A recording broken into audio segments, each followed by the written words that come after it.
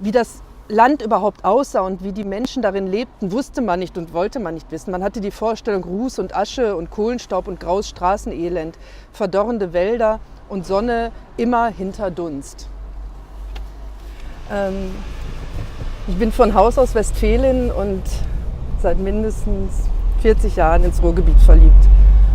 Ich habe sehr, sehr lange Zeit in diesem Ruhrgebiet an ganz schönen Stellen arbeiten dürfen und im Grunde meine Sehnsucht ausleben können, was zu finden, was es in langweiligeren Landschaften einfach nicht gibt. Krasse Brüche und Gegensätze und diese unglaubliche Stimmung aus Untergang und doch großem Hoffnungsprinzip.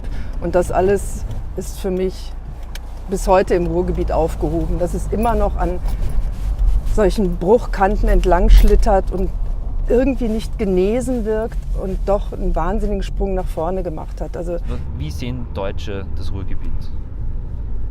Ich glaube, dass es für viele immer noch belegt ist mit einer unheimlich großen Tristesse und dass es nicht das Sehnsuchtsmodell der Deutschen ist, hier hinzureisen, hier ihren Urlaub zu verbringen.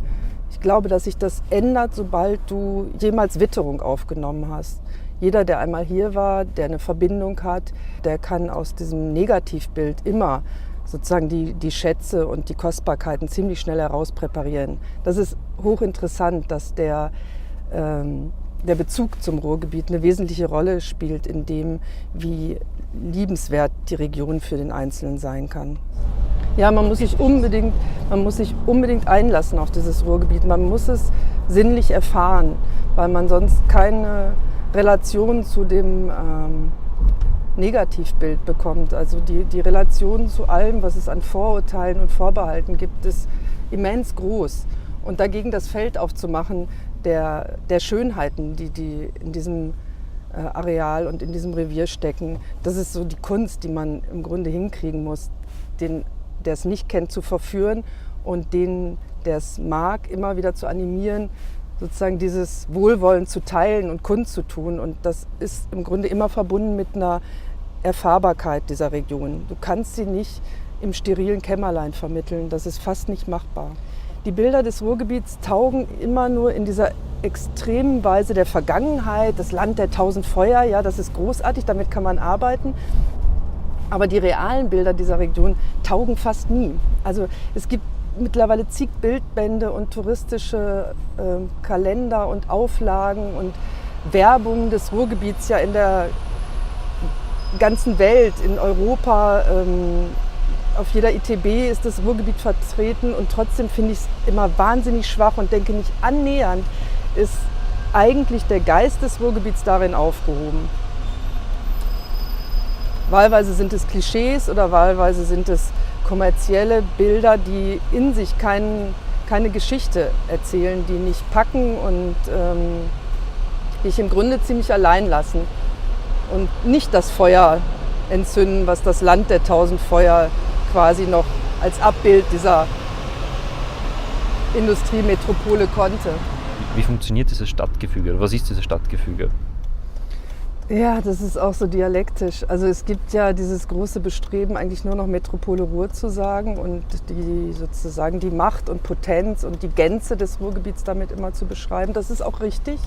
Und genauso richtig ist es, dass es ein Konglomerat von unglaublich vielen Städten und letztendlich Dörfern ist, in dem sich die Stadtteile abbilden. Es ist so intensiv detailverliebt, heimatverbunden in der Art, wie die Menschen das Ruhrgebiet beleben, dass dazu manchmal der Metropolenbegriff absurd wirkt, wie so ein Kunstgriff.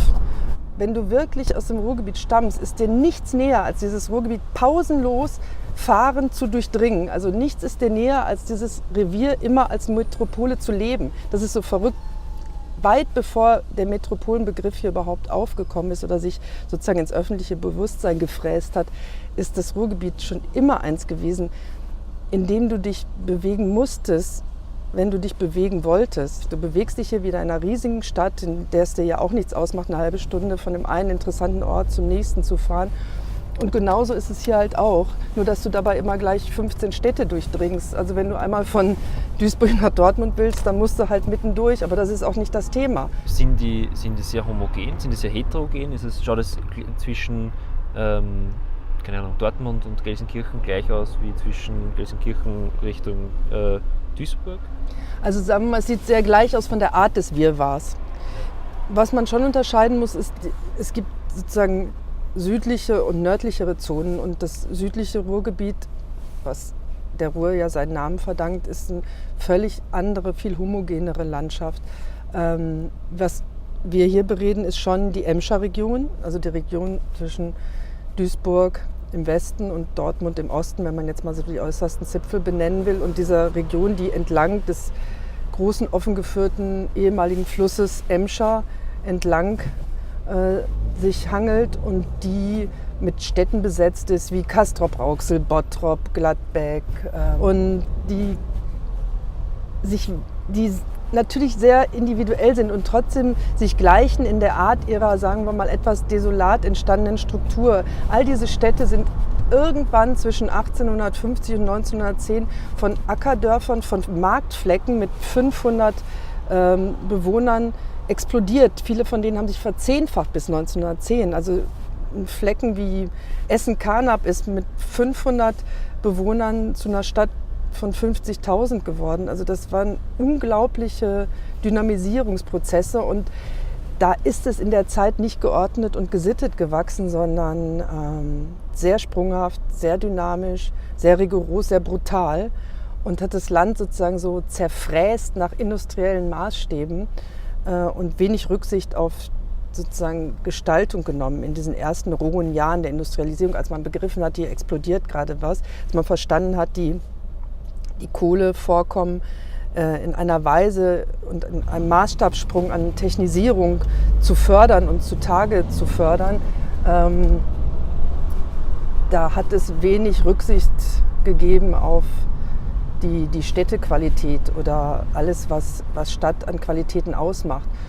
Und zugleich, und im Grunde liegt da so ein bisschen das Wunder, hat man wahnsinnig früh im Verhältnis zu dieser sprunghaften Dynamisierung angefangen, Grün als einen großen Wert zu beschreiben. Wie orientiert man sich im Ruhrgebiet? Also man lernt das, glaube ich, sehr jung. Also ich habe das so gelernt, indem wir einfach immer gefahren sind. Das Ruhrgebiet erfahren heißt wirklich durchs Ruhrgebiet fahren. Es gibt gar keinen anderen Weg und das fängst du am besten so früh an, wie es geht. Das schult fürs Leben. Und es ging immer danach, wo ist der schärfste Laden, ja? Wo ist der beste Club. Es ging immer nur über die Nacht und es ging immer nur über die Läden. Es ging sekundär über die Stadt. Also man hat über die Läden gelernt, dass der beste Club liegt gerade in Bochum, dann hast du das verstanden. Und der nächste, man musste ja die Woche irgendwie voll kriegen. Also wir waren relativ dicht in der Woche unterwegs, also bis auf Sonntags und Montags war man eigentlich immer unterwegs und dann hatte man so für Tage sozusagen die besten Clubs und mit denen erlebte man dann das Revier und das ist so eine unheimlich gute, prägende Schule, sodass die Städte einem erst viel später ins Bewusstsein sacken. Das ist hochinteressant, weil es ist dir völlig egal, in welcher Stadt du gerade bist. Hauptsache, da wo du bist, ist das Zentrum des Geschehens und das ist gut. Und das ist das faszinierende Prinzip, dass es wirklich aufgeht. Wenn du dich einlässt auf diese Region, dann kannst du das verstehen und kannst ihr was anderes ablauschen und abhorchen, als es aus der Distanz jemals möglich wäre. Man muss das fast tun, weil sie von so einer... Das Ruhrgebiet ist unglaublich sinnlich in seiner Anlage, weil es so eine schroffe Oberfläche hat, weil es nicht leicht zu fassen ist. Und gerade deshalb braucht es ein umso intensiveres sich einlassen und abtasten und ertasten und empfinden. Und eigentlich können nur so aus diesem Humus dann die besten Ideen und spannendsten Entwürfe gedeihen. BVB oder Schalke 04? Schalke, klar. Also bitte. Zecke. Sieht aus wie eine Zecke.